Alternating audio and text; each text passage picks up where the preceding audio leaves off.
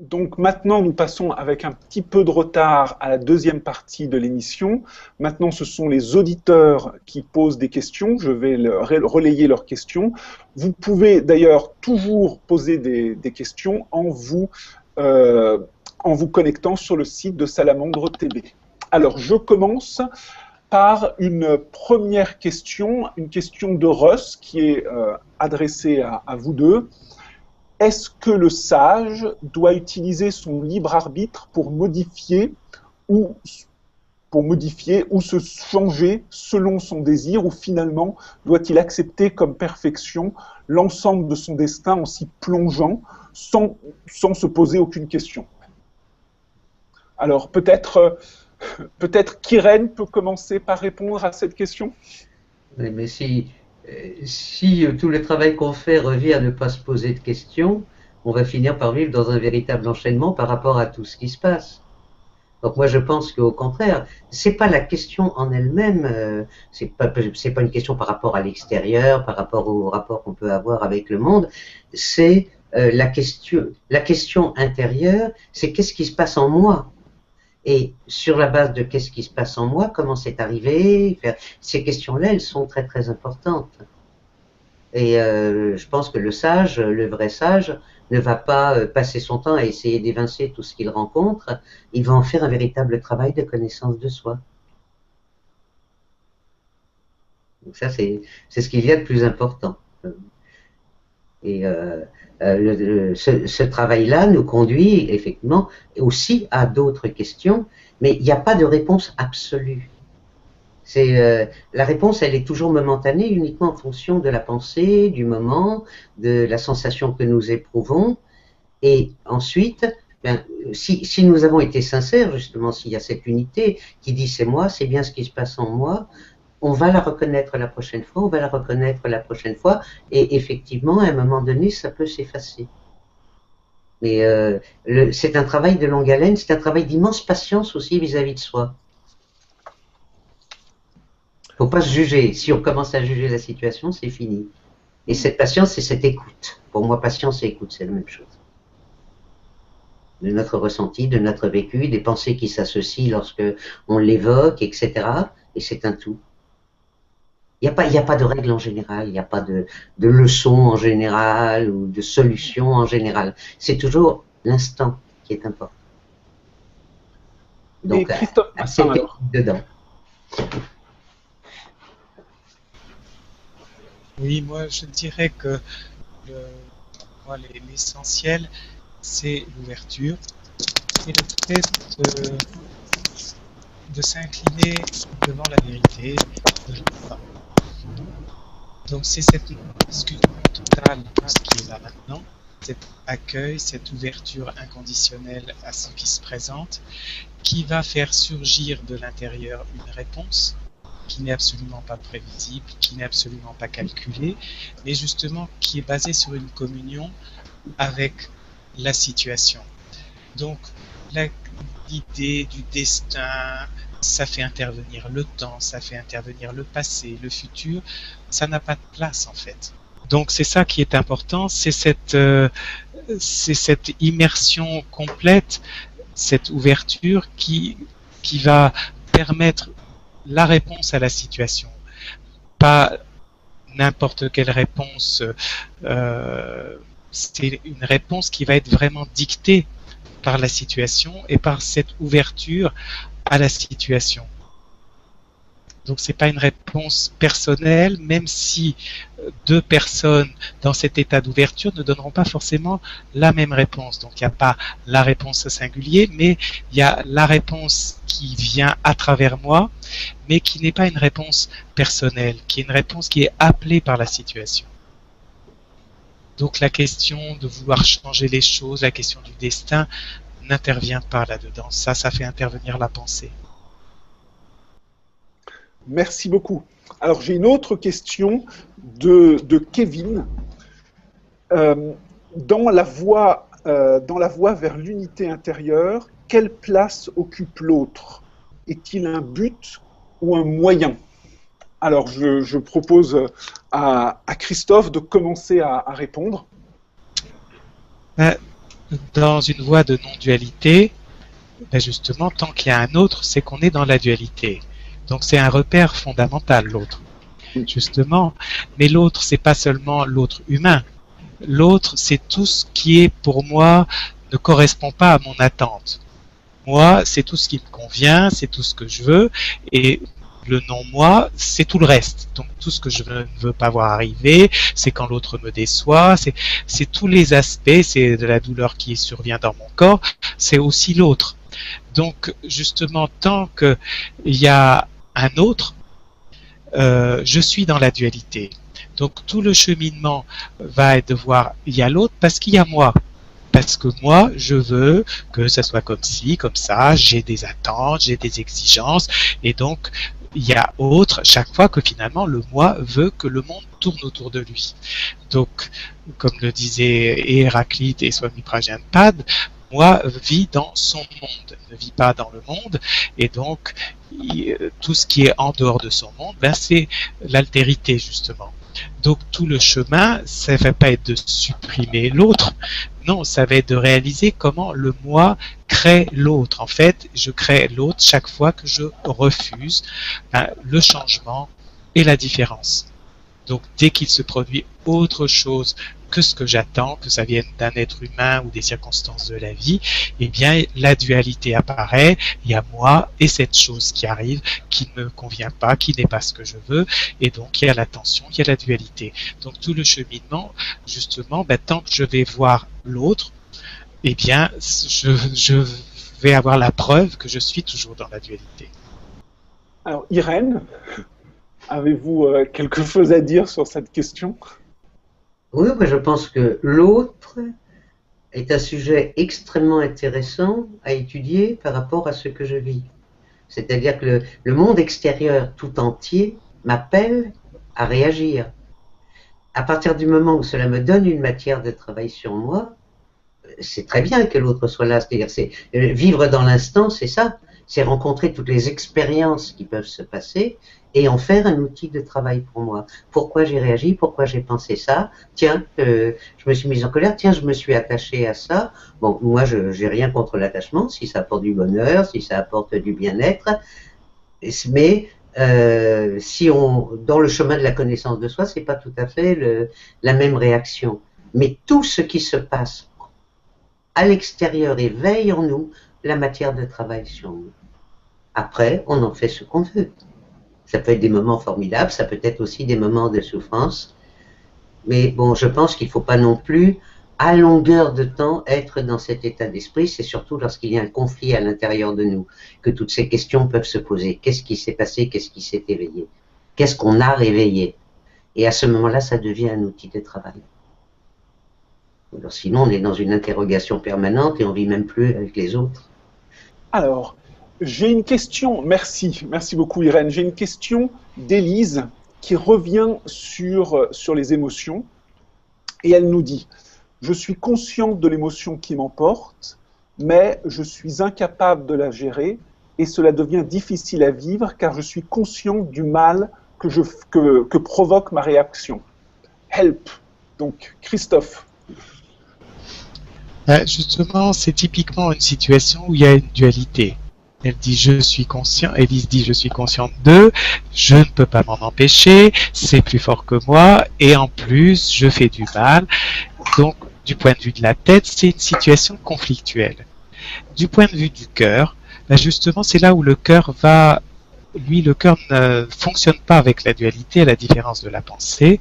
Si mon cœur reconnaît, tiens, là je suis submergé par une émotion qui me dépasse, et en même temps, je reconnais, tiens, je viens de blesser quelqu'un par mon emportement.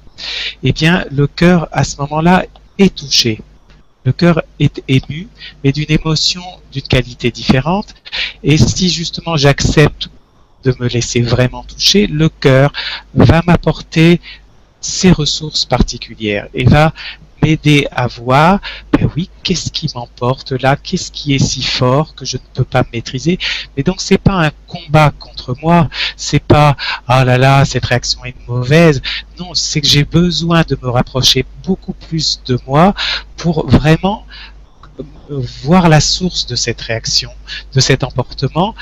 Donc c'est par l'ouverture du cœur que je vais m'en rapprocher et pas en me faisant des reproches, pas en me faisant la morale, certainement pas. C'est plutôt aussi, comme le disait Irène tout à l'heure, en laissant l'émotion se déployer, en voyant qu'est-ce qu'elle raconte, que je vais faire un chemin avec. C'est aussi accepter, il y avait cette notion de patience dont elle parlait aussi tout à l'heure, qui est très importante. Ben oui, je vais cheminer avec ça, je vais voir, je vais découvrir qu'est-ce qui se passe, pourquoi je suis submergé. Mais la dualité dit, ah mais c'est un problème, il faut faire disparaître le problème tout de suite, c'est pas bien.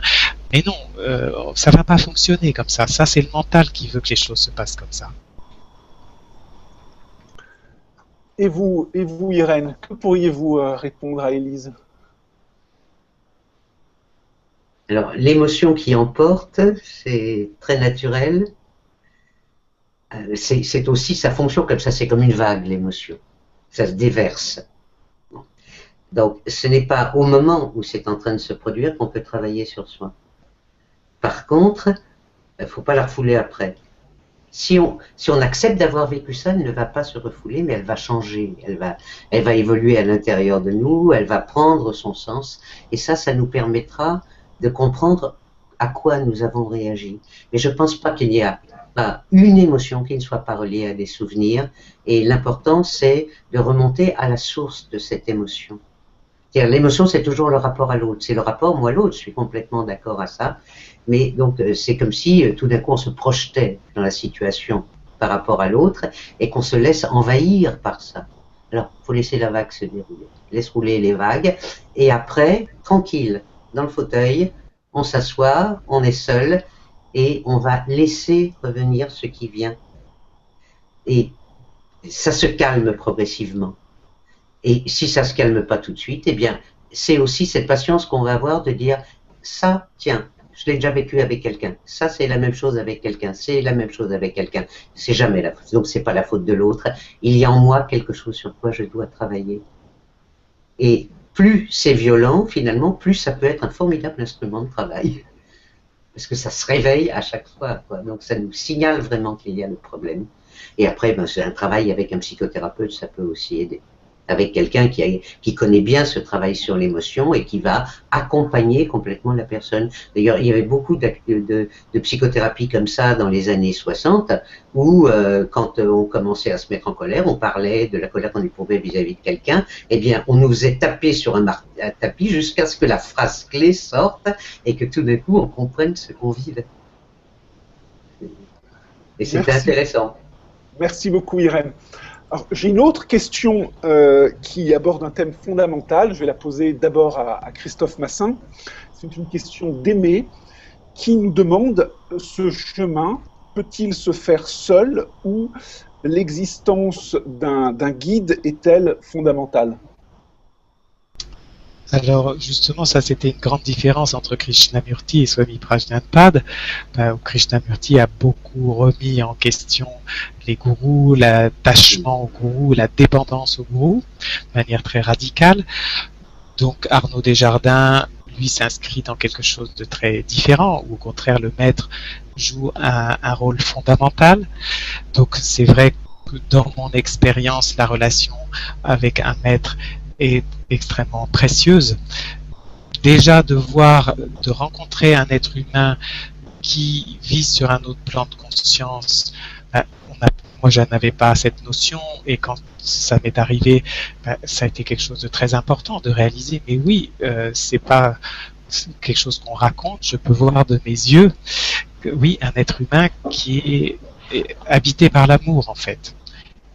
Donc ça c'est une expérience fondamentale et puis après c'est vrai que de cheminer le cheminement, bien entendu on a à le faire seul à un certain niveau et nos efforts sont absolument irremplaçable, notre recherche, notre introspection, personne ne peut la faire à notre place, mais un maître peut vraiment nous éviter de tourner en rond, peut nous aider à voir, peut nous aider à franchir certains obstacles, je dirais fendre la cuirasse à certains moments en ayant une mise en cause qui va intervenir juste au bon moment. Donc, voilà ce que je pourrais dire de l'importance d'un maître dans un cheminement spirituel.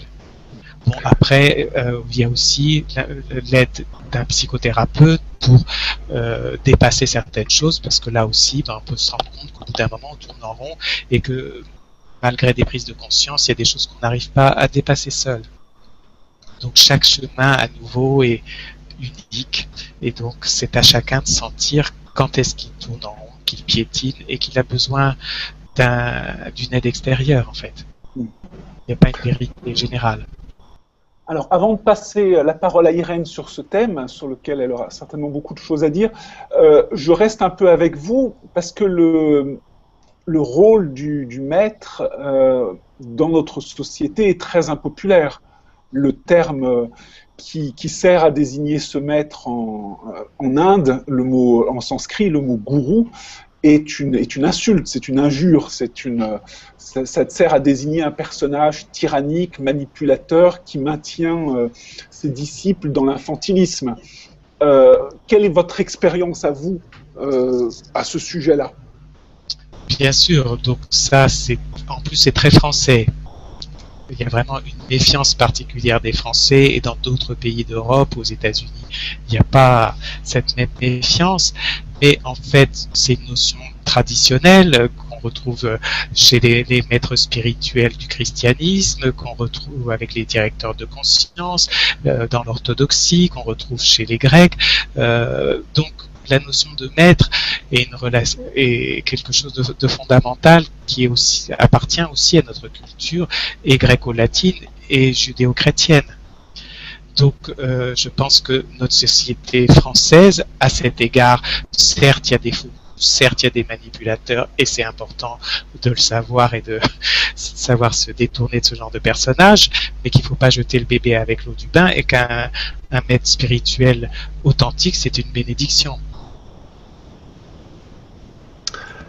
Alors, Irène Andrieux, c'est à vous sur la question du maître. Donc... Oui, ben, je vais répondre à ce que va dire Christophe sur Krishnamurti. Oui. Quand quelqu'un se mettait à genoux devant lui en disant maître, Krishnamurti se mettait à genoux en disant je vous en prie, relevez-vous, j'ai mal aux genoux. Bon, c'est-à-dire, effectivement, il n'acceptait pas le titre de maître, mais c'était un guide extraordinaire. Et moi qui suis fondamentalement indépendante, je préfère choisir quelqu'un qui va me servir de guide que d'aller vers quelqu'un qui se proclame maître. C'est aussi une question comportementale. Bon. En même temps, j'ai eu un maître exactement pareil à travers un professeur au collège qui m'a reconnu complètement dans les talents que j'avais et qui m'a dit « Je pense que tu iras très très loin. Est-ce que ce n'est pas le guide qui sait vous dire vous avez des qualités, vous avez des possibilités, avancez. » Je pense que des maîtres comme ça, on peut rencontrer tous les jours dans la vie. On peut s'asseoir sur un banc et que tout d'un coup, quelqu'un vous dise la phrase qui va tout d'un coup vous révéler quelque chose que vous êtes en train de vivre. Est-ce que la vie n'est pas notre maître quelque part? C'est-à-dire, on peut choisir quelqu'un, sélectionner quelqu'un particulièrement, mais aussi considérer que chacune des expériences de notre vie, c'est un maître que nous rencontrons. Et c'est pas pour ça que je nierais que Nelly, par exemple, par l'amour qu'elle m'a donné, la confiance qu'elle m'a donnée en moi, était un maître extraordinaire, en plus de tout ce qu'elle m'a appris sur la roue de la vie, et de toute la confiance qu'elle m'a donnée pour pouvoir la développer. Et c'est elle qui m'a dit, montré à travers l'astrologie, elle m'a dit, mais tu pourrais être astrologue aussi, tellement tu comprends bien ce que c'est, quoi. Donc, c'est finalement, à chaque fois que quelqu'un vous donne cette confiance en vous, qui n'est pas débordante, qui ne va pas devenir une espèce d'ambition, etc., mais qui vous touche profondément, c'est une forme de maître. Il y en a partout des maîtres. Alors, je reviens à Christophe Massin. Effectivement, Swami Prajnanpad lui-même, si je me souviens bien, a eu des maîtres auxiliaires de ce genre. Il dit à un moment qu'il a eu comme maître une fourmi, voire un bouc, voilà, et aussi un être humain, je crois. Oui. Qu'est-ce qui fait la spécificité de la relation au maître, puisque vous avez, vous, une relation avec Arnaud Desjardins qui a duré plus de 30 ans, en fait. Qu'est-ce qui fait la spécificité voilà, d'un maître qui va vous suivre, ou plutôt vous guider pendant 30 ans, avec voilà, par rapport à ces petits maîtres d'un instant qui peuvent être déterminants, hein. Je pense que la fourmi, par exemple, a une importance déterminante dans le cheminement de Swami Prajnapada, par exemple. Oui. Et donc, en fait, je dirais la vie est un maître, au sens, si on est vraiment dans cette écoute de la vie, justement, le moindre détail, une fourmi, le comportement d'une fourmi peut nous enseigner. Donc, effectivement, on peut trouver à travers une parole de quelqu'un, une image, quelque chose qui va nous révéler, nous montrer quelque chose d'essentiel. Donc ça, c'est un aspect qui est comme ça totalement imprévisible, qui arrive au gré des circonstances. Mais la relation avec un maître au sens traditionnel du terme, c'est autre chose, parce que là, justement, il y a une relation humaine. Et une relation au départ qui est faite de beaucoup de projections, beaucoup d'attentes, on veut être aimé par le maître, on veut être préféré, on veut être trouvé le plus ceci, le plus cela, etc. Donc il y a toute cette relation de dépendance. Tout l'ego en fait, et puis les manques de l'enfance vont se projeter dans cette relation avec le maître. Donc la relation avec le maître va permettre de faire un cheminement avec quelqu'un qui finalement ne va pas rentrer dans le jeu de nos projections, et nos projections vont tomber à plat. Et donc ça peut être extrêmement désarçonnant, mais ça va nous permettre de voir ces projections et de peu à peu de voir qu'est-ce que c'est véritablement la communion. Finalement, justement, nous avons toujours l'expérience de la relation. La relation, c'est moi et l'autre. Donc au départ, le maître est un autre. Il y a moi et mon maître. Donc il y a deux. Et justement, de plus en plus, quand on avance, à travers toutes les péripéties de la relation, j'ai eu plusieurs fois cette expérience que, alors que moi je vivais, il y a lui et il y a moi, et bien dans sa manière de répondre, je sentais, mais non, lui, il est toujours totalement avec moi en fait. C'est pas lui et moi, il est tellement avec moi que, oui, je sens aucun jugement, aucune attente particulière. Donc, voilà, ça amène sur un autre plan de conscience, ça permet de découvrir qu'est-ce que c'est véritablement la communion en fait. C'est plus toi et moi, c'est l'amour qui est présent, mais c'est pas deux personnes en fait. Il y a certes extérieurement deux personnes, mais qui finalement communient à la même chose. Donc voilà, pour moi, cette relation permet cette évolution, faire l'expérience de cette évolution et de cette transformation. Et est-ce que le facteur temps est important? Donc là, vous avez été guidé pendant plus de 30 ans. Est-ce que est-ce que ça fait une différence? J'ai même pas envie de dire que j'étais guidé. Oui. Plutôt accueilli. D'accord. Parce que j'ai eu la sensation, justement, Arnaud m'a jamais dit fais ci, fais ça, pas du tout.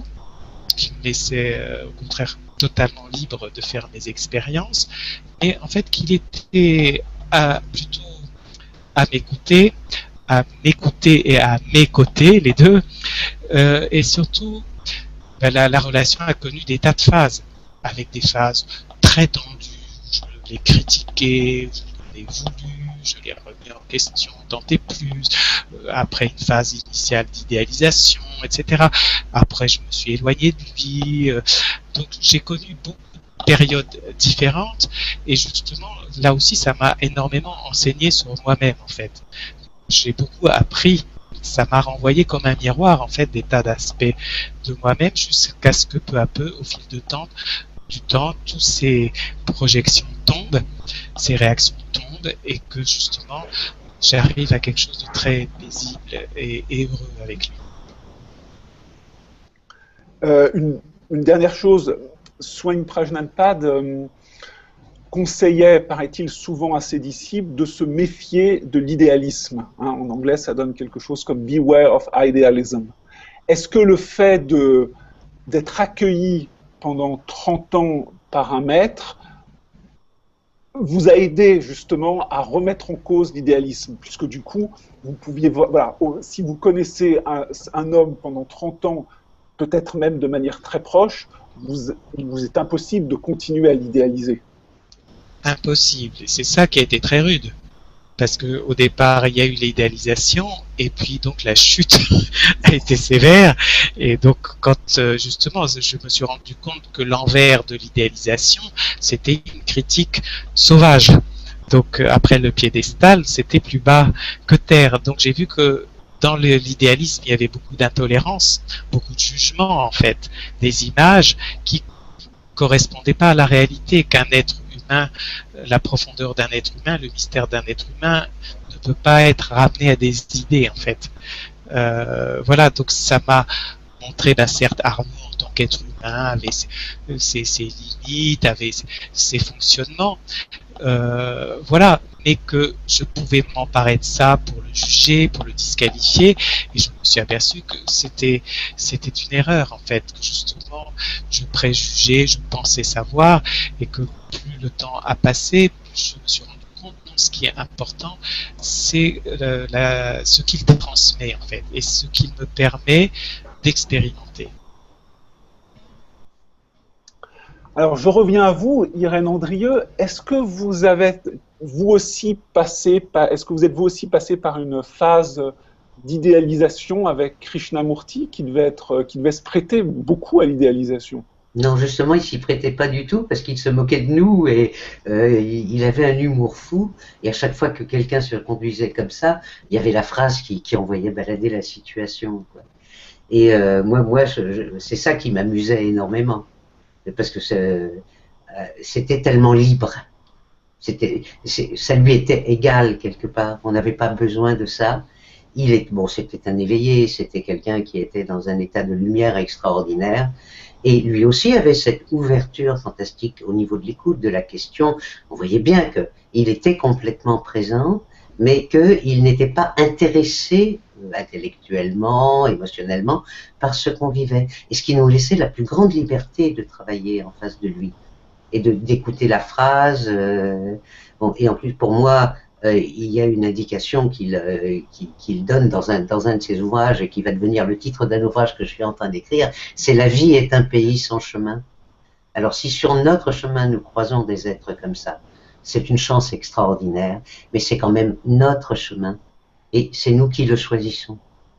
Et donc chacun a son chemin et chacun va rencontrer, s'il doit rencontrer un maître, quelqu'un qui correspond exactement aux besoins qu'il a. On ne peut pas dire celui-là est le maître dans l'absolu.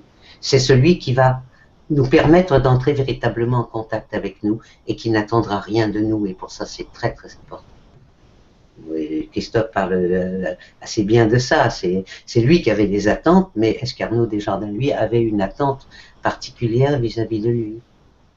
Et pour moi, c'est le vrai maître est celui qui vous touche, qui vous apprend à être vous-même, sans provoquer aucun attachement, sans prendre de pouvoir dans votre vie, parce que j'en ai vu des maîtres des gens qui s'attribuaient le titre de maître, mais qui en fait en faisaient une espèce de glorification et qui étaient extrêmement violents avec des personnes qui les remettaient en cause. Qui décide que c'est le maître pour nous? Et je pense que c'est ça qui est important. Et donc chacun d'entre nous, en fonction de ce qu'il est, en fonction de ce qu'il pense, en fonction de son âge, en fonction de son état d'esprit, de son niveau psychologique, parce que c'est extrêmement important, va s'attacher à la personne qui va lui permettre de se réaliser au moment où il en est. Mais il ne faut pas que ça soit quelque chose qui vous lie à vie, parce que sinon on n'avance pas. Merci beaucoup Irène. Donc, c'est un thème auquel on pourrait consacrer toute une émission tellement il est important. Là, il nous reste plus que 5 minutes. On va terminer avec une question de Marc-Antoine. Quelle est, sur un chemin spirituel, la valeur de l'action profane, de l'action qui me permet de m'affirmer en tant que sujet, en tant qu'individu? Alors, je vais laisser Christophe Massin répondre en premier. La valeur de l'action, qu'est-ce que ça veut dire profane en fait? Moi je dirais ce qui est important c'est la conscience.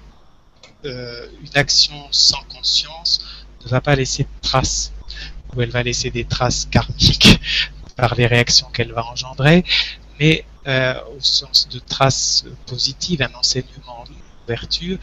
Donc ce qui est important, c'est qu'effectivement, s'il y a une action, une affirmation de soi, qu'elle soit un champ d'expérience. C'est ça qui va favoriser la transformation, l'évolution. Donc, il n'y a pas d'action profane à partir du moment où on est vraiment le plus conscient possible de ce qu'on fait et où on va vraiment essayer de goûter la situation et de voir tout ce qu'elle nous montre de nous-mêmes et de la vie en fait et de l'autre. Merci. Irène? Je dirais que s'il y a profane, il y a référence par rapport à quelque chose de sacré. Tout à fait. Et donc, ça veut dire qu'on va se juger soi-même comme profane par rapport aux actions qu'on fait. Et donc, c'est un jugement qu'on porte sur soi, c'est une condamnation. Et par rapport à la référence, on ne peut pas travailler dessus. Donc, l'action en elle-même, c'est quelque chose qui produit un résultat. C'est le résultat qui est intéressant par rapport à nous. Que ça soit profane ou sacré, dans ce cas-là, ça n'a aucune importance si ça devient un véritable objet de travail sur soi. Pas définir à l'avance si ça c'est bien, si ça c'est mal, etc. Mais par rapport à nous. Après, le fait que on ne doit pas nuire particulièrement aux autres, et faire, dans toutes les religions, il y a ces valeurs-là. Bon. Mais quand on veut travailler sur soi, ben, c'est le pays son chemin qui compte. C'est d'instant en instant, chaque situation que nous allons rencontrer est l'occasion de faire cette expérience de mieux nous connaître. Que ça soit profane, après, qu'est-ce que ça peut faire? Merci beaucoup, Irène. Alors, nous nous acheminons vraiment vers la fin de l'émission, donc je vais vous terminer en vous conseillant quelques lectures.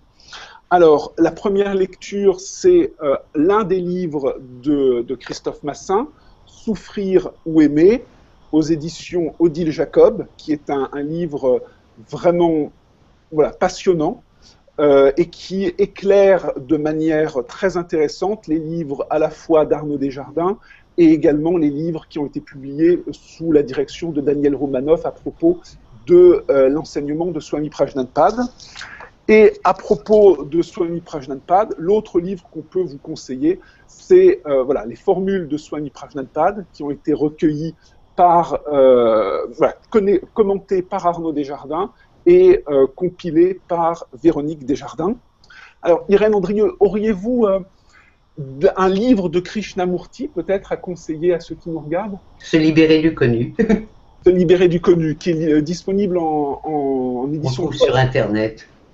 Je trouve que c'est un de ses plus beaux livres parce que c'est complètement chemin personnel, c'est la liberté intérieure et il y a un travail important dessus dans le livre.